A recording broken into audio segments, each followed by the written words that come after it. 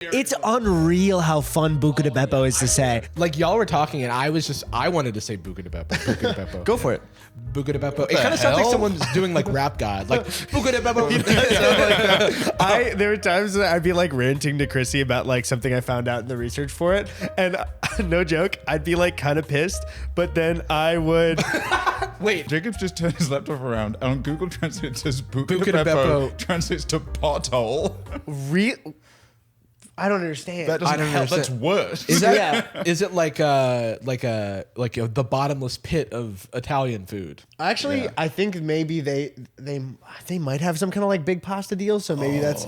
But I would be ranting about something I researched, and no joke, I'd be like in the middle of being really mad about this like kind of insidious like business, and then in my brain, as I saw, I'd be like, oh great, in the middle of my anger, I get to say Buca de Beppo in 20 seconds.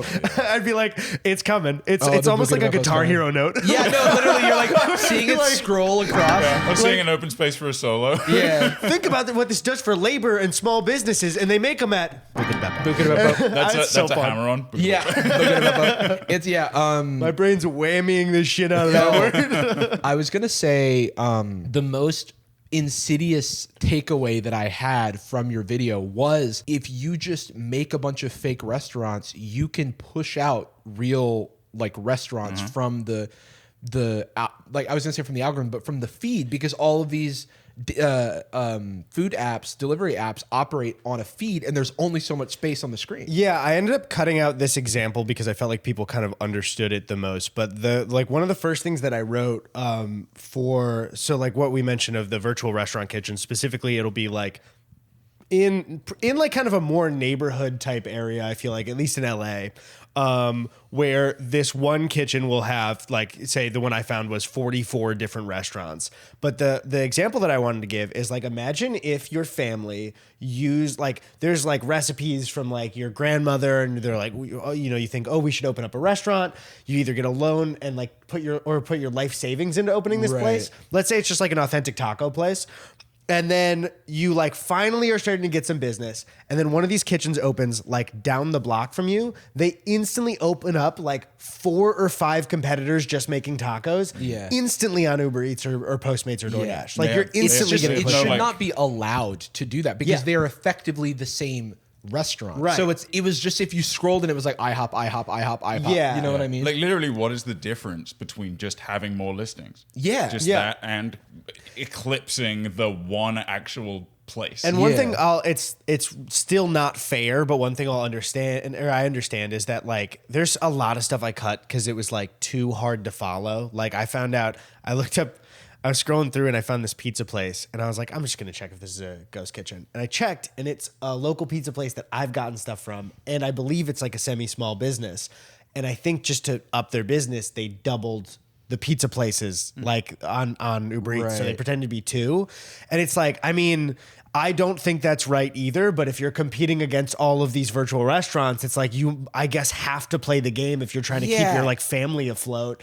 I don't know. It's just like one of those things where you can tell when it's wrong, right? Because when you're like, oh, there's 44 virtual restaurants for one physical location. So easy to talk about the ethics of it when you can just tell somebody a fact and they're like, are you fucking serious? Yeah. Like, that was so easy. I remember you sent me, well, I don't want to ruin the video. Yeah, leave this and go watch my content. Yeah. There's a great reveal of information. I think you just watch Eddy's video. It's wonderful. We're covering all the same shit. Don't fucking leave. Let's leave it here as a little teaser. So play it now. We just put it in the middle of the video. Put the video really small. Silent like the subway surfers at the bottom. Yeah, like minus 30 decibel. You can hear it the whole time. Before we started talking about some of the nitty gritty ghost kitchen stuff, we were talking about the feedback.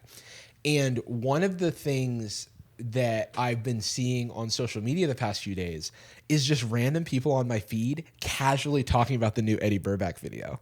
And that was like, so like, I was like, ooh. Send me those. Yeah. I know. I saw Noah said something. That's what I saw. Oh yeah, I saw Noah said something also. But yeah, I saw somebody else, this random account that I follow was just like, I just learned that Mr. Beast is younger than me from the new Eddy Burback video or whatever, which is great, by the way. And I was like, let's fucking go. You have a very like interesting relationship with the broader internet community. like known as just Eddy to a lot of people, independent of just being like, we have a lot of like poster friends, right? Like people that are just very popular on poster, but they're like kind of artificial to people. That people don't assume that they're full human beings. They see them as people Just on like Twitter. large characters. And then just assume they get loads of money, and that it's just like, again, there's a mirage to like how people work when you don't see them that much. Yeah. But there's something specifically about you that people are very like protective of. Do you remember when like Keem said some bullshit about you, and the internet, like a guard dog, like everyone I know was just like, I'm gonna murder and kill you. Don't ever talk to me or my son Eddie ever again. It was nice to see people. It's like it was like 4 years ago. Yeah, it was. That's something too that it's like I even think back, and it's like I don't even like give a shit to even. I don't even think I'd respond to something like that now. It's like, as you get older and you spend more time on the internet, you're like, that type of interaction. It's just like super weird. But I also did think it was kind of funny at the time. It's probably a boost, really. Yeah, and then you get to validate this position you have now of, I'm not going to engage with that because I already know that the other people like me, and I don't need the validation of Keem. Yeah, but it's like I don't know. I think. I don't know what that is. I'm people are very nice. I think part of it might be, my guess maybe is that, and this is like, I've not given it really any thoughts. I'm just talking off the top of my head, but I was pretty young when I started doing this.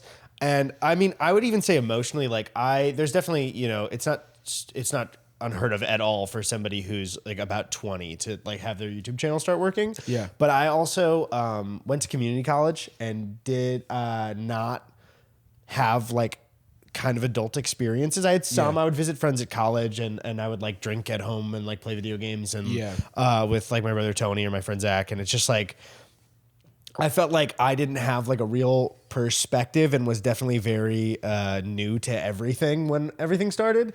And my guess maybe is that some people that have followed me during that time have like maybe feel that a little bit of protection because they've seen me like grow into a real person now. Yeah, I'm a real boy now. I mean, damn, dude, you never know the last time you're gonna pick up your kid, right? Like it is just it's jazz, not science. Yeah. Who knows? It's that plus a bunch of other factors. But I think you just at an intersection of like certain audiences and produce a certain type of work and I don't know, present yourself well. Feels like I'm again just buttering the BLT. Hey, I love this. I don't is like great. you outside of content.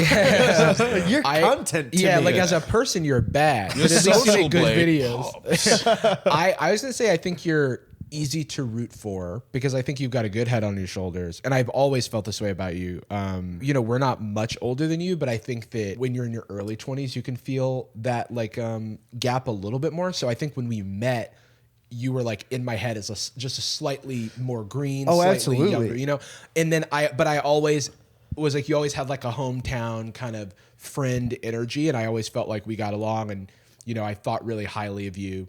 And that has not changed. And so I'm glad that like, the internet at large is, seeing your value.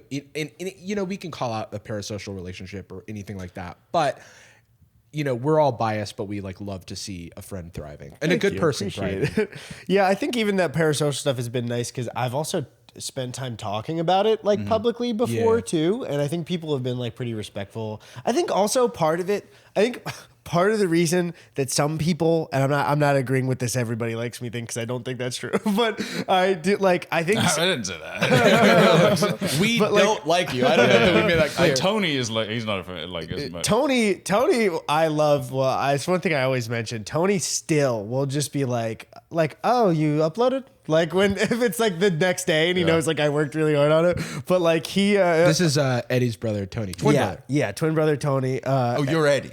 Yeah, that's me. Oh, you booked the wrong guy. Real awkward. Oh shit! But we gotta get Tony on. I think part of He's it, funny. Dude, I love that guy. Did you see the intro on whatever his name is? This guy's video. We should head out, man. I've heard he did that in 30 minutes.